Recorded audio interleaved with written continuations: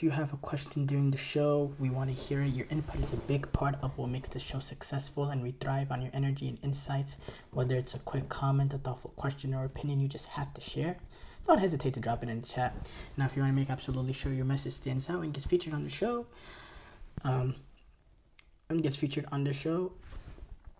use the super chat feature. There's an easy way to do that. Use the super chat feature. Just click the $sign at the bottom of the chat box to send in your super chat. This guarantees that your message gets on the air. And it's also a fantastic way to support our channel. We really are on your support to keep bringing you the sports content you love, and we appreciate every bit of it. So go ahead and let us know what you're thinking. Hit that super chat button, and let's keep the show as interactive and exciting as possible. And if you prefer, you can also go to the gsmcsportsnetwork.net to tip, donate, leave a comment or question there. We couldn't do what we do without your amazing support, and we're so thankful to have you as part of our community. We really are. We do have to start off though. Barcelona.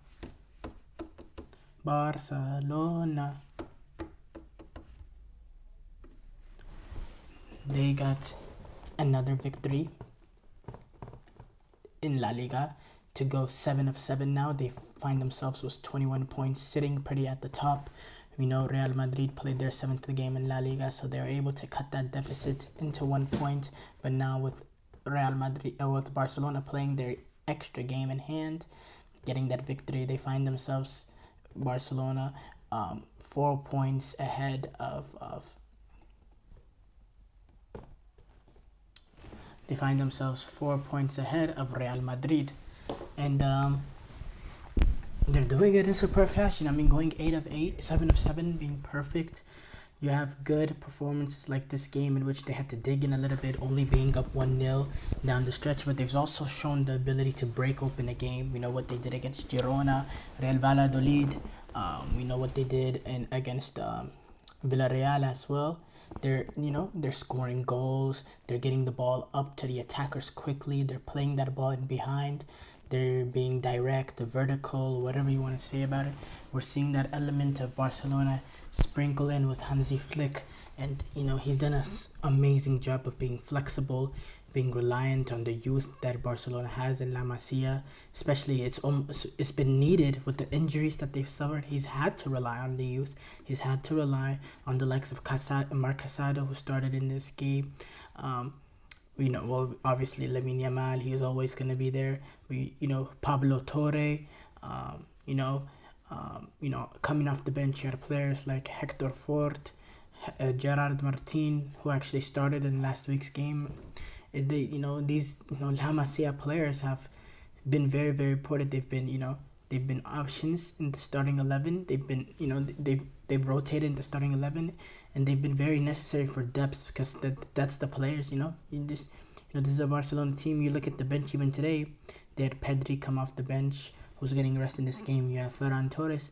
Apart from that, you have a group of La Masia players. You also have Ansu Fati in there, who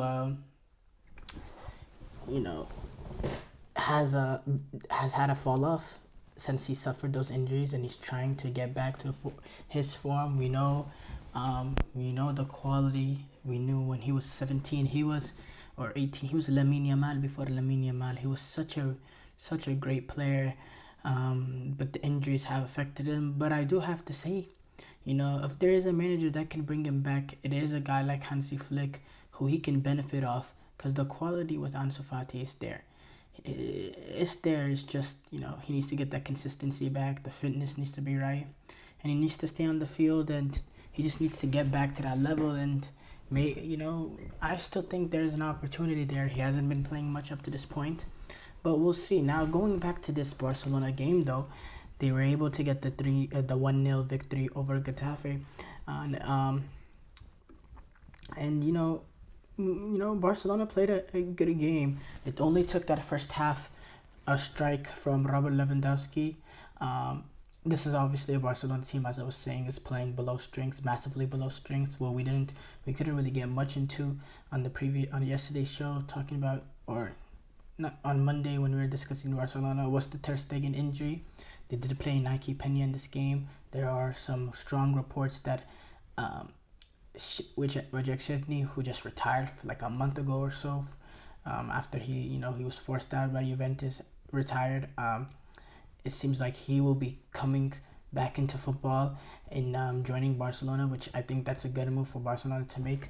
Not just necessarily, the fact that this is a goalkeeper with experience and he's played at the top clubs and he's a good shot stopper who shot at the European Championship. But also at the same time, there's that added element like there's an experienced guy in the room. Will he come in and will he be the starter? Because Barcelona, they do have some hopes for Enrique Peña, who came in today and got a clean sheet. But at the same time, I think if Szczesny can, if we see that Szczesny that we saw at the European Championships, I think he might be the best goalkeeper they have. Barcelona, if they can get him, and and it could also be similar to the Kepa going to Real Madrid situation, but Lunin eventually, earning a spot and Kepa having to ride the bench. We could see that too. Now, I believe if Szczesny is willing to come out of retirement, there must have been a decent enough offer there. But going back to this game, so yeah, the first half strike by Lewandowski earned Barcelona the victory in there, and this is obviously a Barcelona team they rested Pedri, but Ter Stegen's out, Olmo, Xavi, Frenkie de Jong, Ronald Araujo, Fermin Lopez, and Andreas Christensen. Barcelona took advantage of mistakes. They took advantage of a poor mistake by the Getafe goalkeeper, as Lewandowski got that close range strike to go through, and Hansi Flick had some really good praise for him, really high praise for him after the game, saying, for me, Lewandowski obviously is the best number 9 of the last 10 years. His job is in front of goal, in the box, and he's doing great. The players around give the last pass and happens. Also today, when you look at the goal, it's fantastic. It was the first time in the first half when we played fast with 3 passes and scored a goal. This is what we want to see, and that goes to what I was saying previously.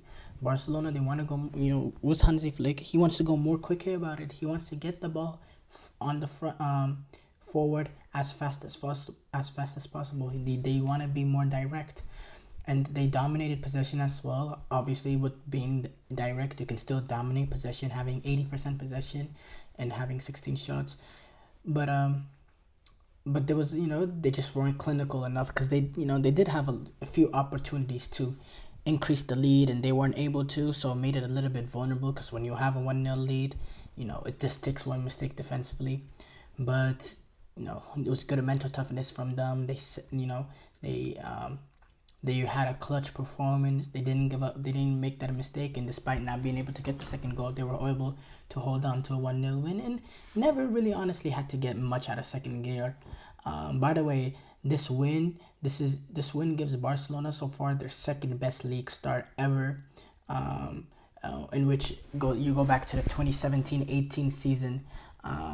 17-18 season, where they had 73 victories.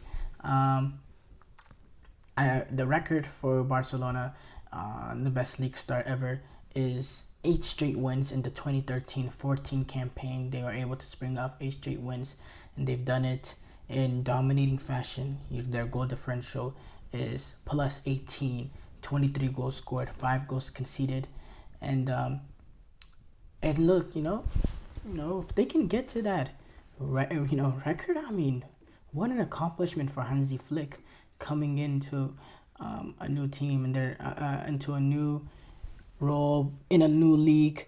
And if he can break that record, or if he can tie that record, getting 8 of 8, man, and they do have a chance. They play Osasuna, who's having a decent start to their season. 3 wins, 2 draws, and a loss.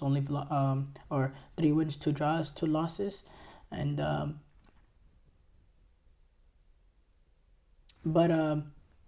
we'll see. I definitely think Barcelona they have the belief now. They're playing with confidence. They have a swagger, a personality about them, and they're playing with a spirit of togetherness. We know Lamine Yamal coming in. We see in the football that Rafinha is playing. Lewandowski looks like a reinvented man. Looks much better than the Lewandowski we saw of last season.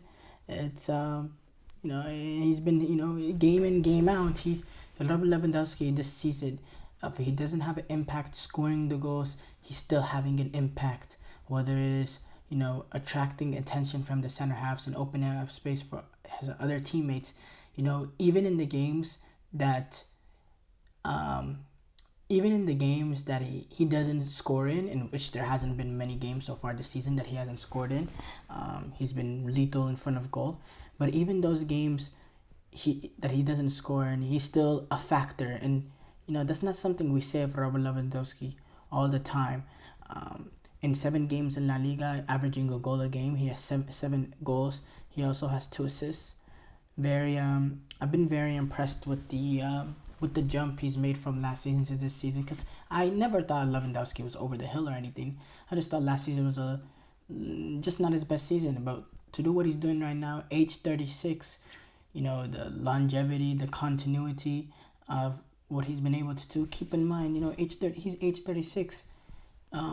Not to throw. I'm not trying to throw a shot or anything. I know the quality of Benzema, but Benzema right now he's playing in the Saudi league, and we know what Benzema has accomplished. Like I'm not trying to be disrespectful or anything. He's a great player, and Benzema is, and he was deserving of that Ballon d'Or that he won. But you see what Lewandowski's doing at the top flight. It's really sensational. We know Lamine Yamal, the praise of him has been really, really high as well.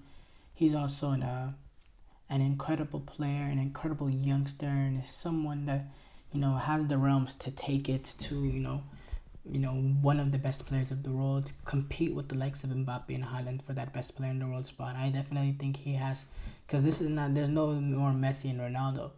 When it comes to the best players in the world, it's now wide open.